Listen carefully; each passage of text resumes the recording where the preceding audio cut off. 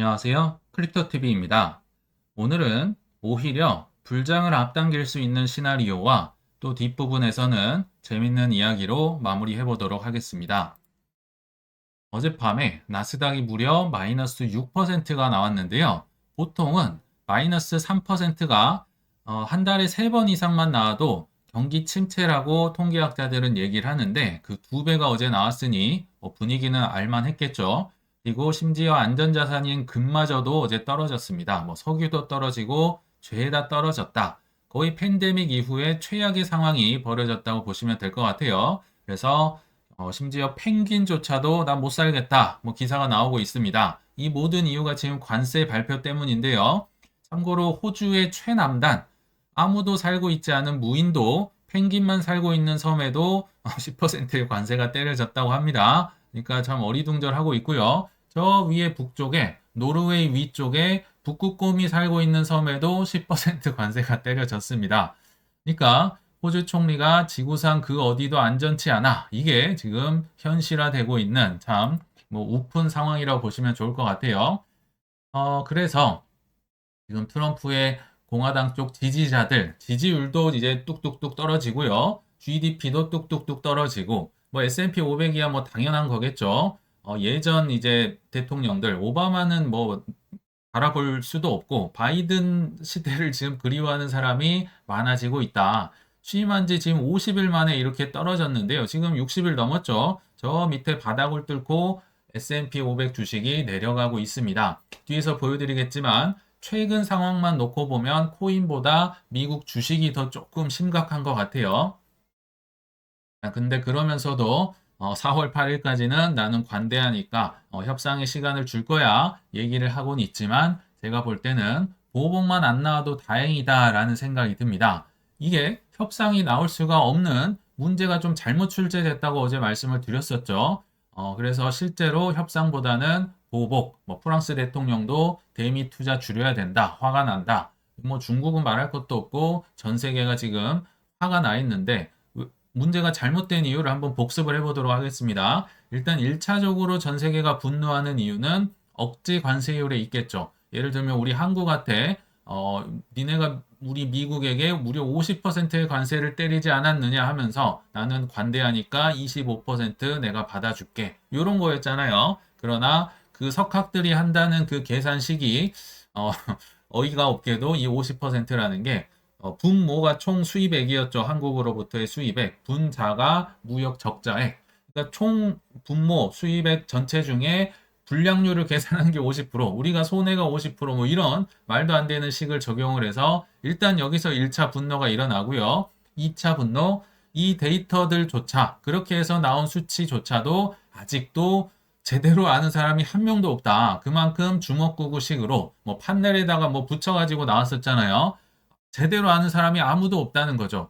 예를 들면 중국이 아직도 4월 9일 이후로 이제 미국에게 두드려 맞는 관세가 54%라고 하는데 이게 그냥 유력한 다수설 중의 하나입니다. 아직도 74% 설도 있습니다. 그러니까 상호관세 34%에 괘씸죄 20% 붙어 있죠. 거기에 트럼프 일기 때 적게는 13%에서 많게는 20%까지 더 기존에 있었던 관세가 있습니다. 그러니까 그거를 더해야 되냐 말아야 되느냐를 제대로 아는 사람이 한 명도 없어요. 그래서 다수설은 54지만 이제 또 다른 의견으로는 한 74% 의견도 있고요. 여러 가지 의견이 있다. 한국도 마찬가지죠. 판넬에는 25라고 써놓고 뒤에 서류를 보니까 26이라고 나와 있고 20% 설도 있고 그러나 다수설은 25%다.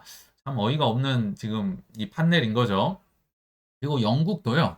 사실 영국이 그렇게 잘한 게 없거든요. 선물도 준 게 없는데 왜 영국만 10%냐? EU는 20%고 한국은 25%고 다 비싼데요.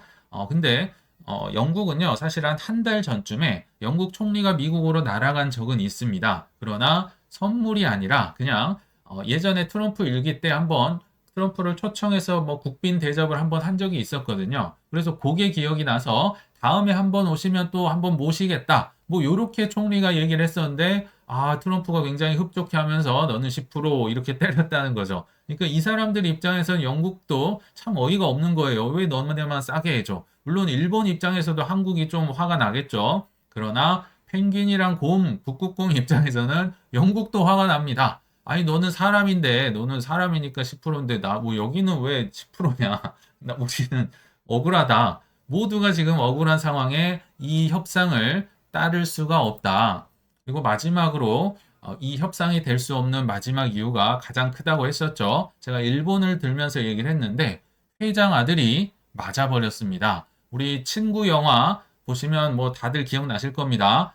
성적 가지고 메타작 해야겠죠. 너희 아버지 뭐 하시노 했는데 예를 들면 그 아들이요. 이재용 삼성 회장 아들이었습니다. 아버지 백도 있는데다가 공부도 한 전교에서 2등 정도 아들이 했었거든요. 그러면 뭐 자신 있잖아요. 그래서 가장 먼저 선생님한테 갔는데 뭐 이재용 아버지가 이름만 좋으면 공부 안 해도 되드나 하면서 그냥 막 메타장을 해버린 거죠. 그러니까 뒤에서 보고 있는 뭐 전교 뭐 20등, 30등, 50등 애들이 다가올 수가 없는 상황. 이거는 협상이 지금 될 수 없다는 겁니다. 그래서 이게 웬만하면 기대가 된다고 하겠지만 이건 잘 될 가능성이 좀 낮지 않나 개인적으로 생각이 드네요. 아무튼 어젯밤 폭락장을 관전한 이후에 트럼프는 뭐라고 했을까요? 아마 보신 분들도 있겠죠. 그 전에 코인은 약간 선방하고 있는 뭐 믿어지시지는 않겠지만 주식에 비하면 선방하고 있는 것부터 먼저 살펴보시죠. 자, 요때가 이제 곧 이게 1시간 봉이거든요. 고점이었나 봅니다. 위에서 이제 떨어지기 시작하죠. 요때가 이제 관세 발표 이제 직전이었겠죠. 그러다가 관세 발표하니까 쭉 떨어지는데, 자, 여기 보시면 올라오는 무리들 보이시죠? 올라오는 무리들이 비트코인, 이더리움, 에이다입니다. 엄청 떨어진 것 같은데요. 저 밑에 이제 바닥으로 가는 애들이 있다는 거죠. 엔비디아, 아마존, 메타, 애플, 뭐 나이키, 뭐 테슬라 말할 것도 없이 미국 주식들이 그러니까 지금 자폭을 하고 있는 겁니다. 왜냐면요. 보통 이런 주식들이 보통은 중국이나 베트남, 뭐 나이키는 뭐 룰루레몬 이런 거 베트남에서 엄청 만들고요. 뭐 아마존도 뭐 중국에서 많이 상거래를 해야 되고 애플도 마찬가지고요. 중국에 공장이 많은데 이렇게 막 때려버리니까 오히려 자폭을 하는 분위기다. 그래서 미국 주식 나스닥 뭐 6% 빠지는 거에 비하면 물론 코인도 많이 떨어졌지만 오히려 스멀스멀 올라가고 있는 모습이 포착이 되네요. 이것도 그냥 참고 삼아 말씀을 드렸고요. 자, 이제 돌아와서 폭락을 되는 걸 보고 어젯밤 에어포스원 비행기에서 트럼프가 이런 얘기를 했다고 하네요. 예상했지롱. 나 알고 있었지롱. 이렇게 될지. 말로는 이 사람을 이길 수 없는 것 같습니다. 참 대단한 것 같아요. 그러면서 또 어떤 얘기를 했느냐? 그러니까 지금 미국도 조마조마한 겁니다. 본인은 이제 뭐 뚝심 있다 이렇게 하는데 중국이 전화를 안 하는 거죠. 대화를 안 하니까 슬쩍 힌트를 흘리네요. 야, 선물하려면 틱톡 매각하는 거 요거 조금 어떻게 해보면 내가 좀 관대하게 검토를 고려해 줄 수 있어. 이렇게 지나가는 말로 흘렸다고 합니다. 틱톡 뭐 관심이 있나 봅니다. 그리고 이런 얘기를 또 했다고 하는데 대단한 제안을 가져오면 내가 협상을 고려해 주겠다. 지금 그 이재용 아들이 맞았는데 대단한 걸 들고 오겠습니까? 작은 것만 가져와도 감사할 것 같은데 대단한 거 가져와 봐라. 아마 아무도 못 가져올 것 같아요.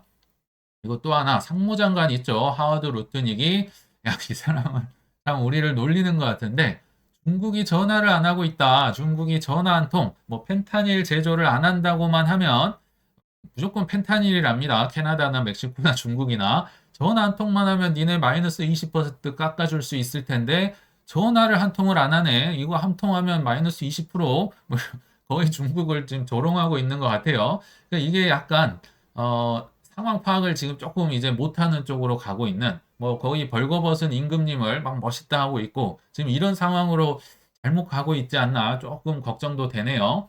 그래서 결국은 시나리오는 이제 둘 중에 하나인 것 같아요. 그럼에도 불구하고 미국에 굴복을 해서 관세 전쟁을 미국이 성공으로 이끄는 거. 요게 이제 한 시나리오고요. 두 번째로는 차라리 빠르게 망해라. 이대로 가면요.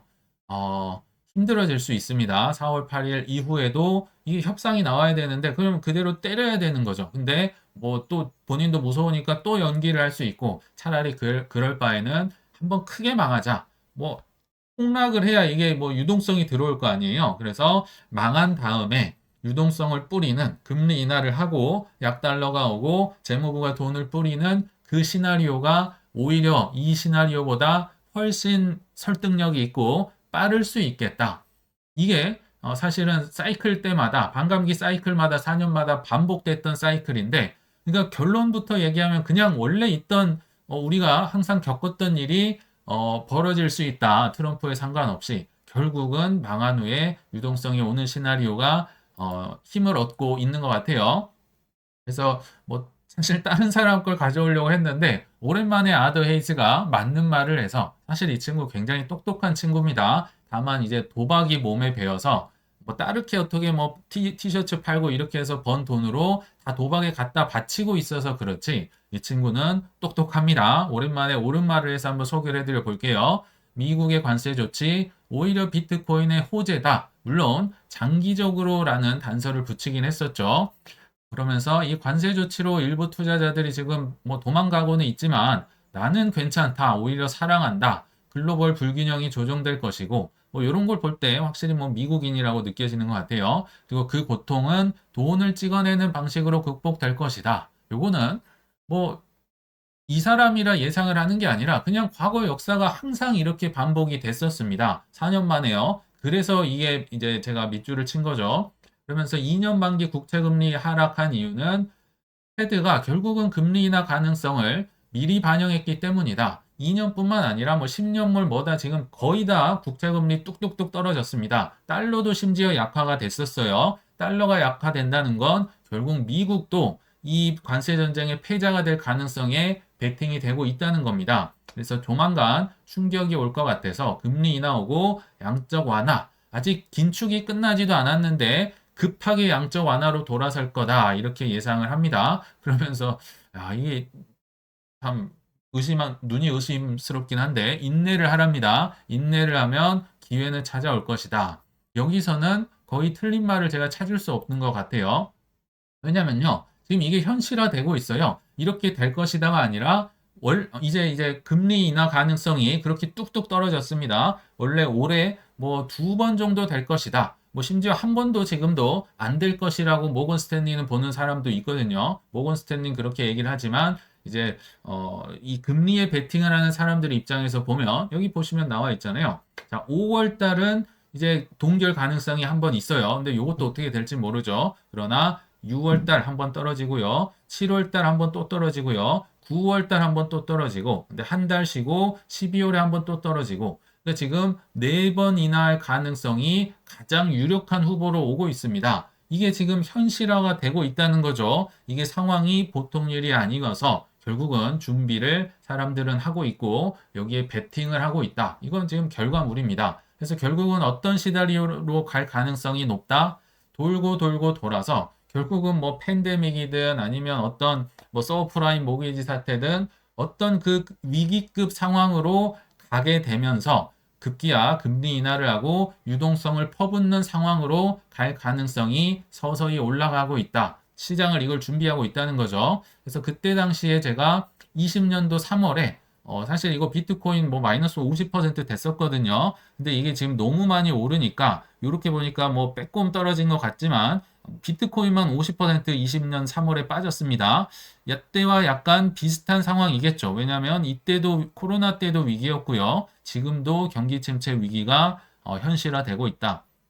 그러나 어떻게 됐나요? 20년도 3월부터 미친 듯이 뭐 저금리를 하고 유동성을 퍼부어대기 시작합니다. 유동성 이기는 장사가 없어요. 그래서 결국은 뭐 지금 여기 뭐 애플, 아마존 이런 것들이 있는데요. 뭐 거의 바닥에 있다고 봐도 좋을 만큼 비트코인이 더 많이 올랐고요. 이더리움은 훨씬 많이 오르더라. 이 유동성에 최적화되어 있는 게 결국은 비트코인과 알트코인이란 겁니다. 물론 떨어질 땐 또 가장 빨리 떨어지죠. 그래서 유동성을 투여가 되면서 팬데믹 속에서 폭발하는 장세.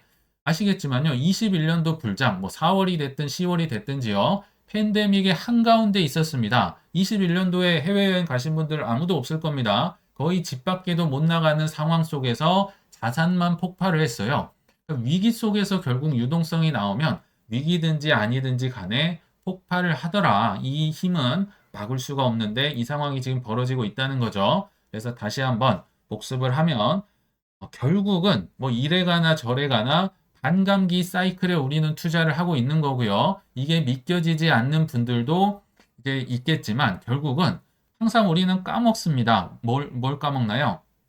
인간의 탐욕이 단시간에 결국 찾아온다. 이렇게 올랐고 떨어질 때 고생했던 걸 알면서 또 올라가면 베팅을 하고 결국은 인간의 탐욕, 뭐 트럼프의 탐욕이든 뭐 누군가의 탐욕이든 뭐 각 국가의 탐욕이든 결국은 각 나라가 돈을 찍어내는 지금 미국만 안 하고 있지 유럽과 중국 다 찍어내고 있잖아요. 금리 인하도 하고 있고 미국이 안에서 힘들고 있긴 하겠지만요. 결국 탐욕에 베팅을 하고 있다.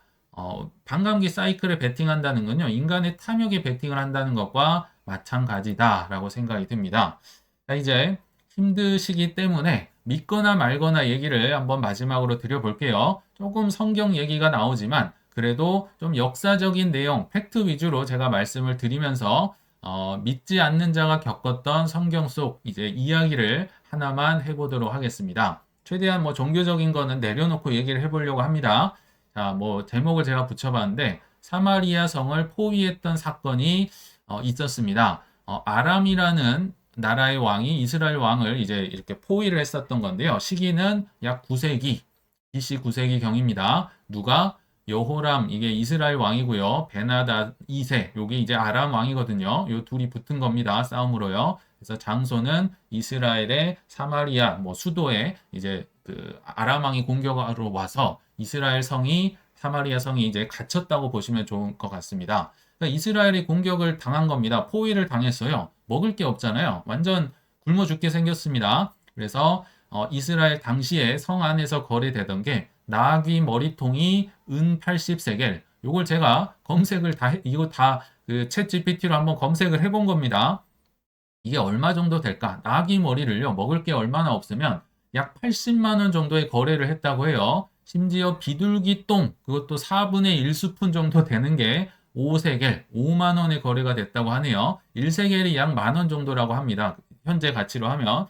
진짜 뭐 굶어 죽는 상황이죠. 그러니까 어떤 상황이 벌어졌냐면 왕한테 여인들이 막 찾아와서 어제 네 아들 잡아먹었으니까 오늘은 너 아들 잡아먹는 타이밍이 됐는데 어, 이게 잘못됐네요. 오늘 내 아들 잡았으니까 오늘은 너 아들 잡아먹어야 되는데 이 아들을 숨겨놓은 거죠. 그래서 야, 내 아들은 잡아먹었는데 너는 아들을 숨겼어. 열이 받아서 지금 이스라엘 왕한테 찾아가서 뭐 이 상소를 하는 이런 상황이 나올 정도로 지금 심각한 굶주림 상황입니다.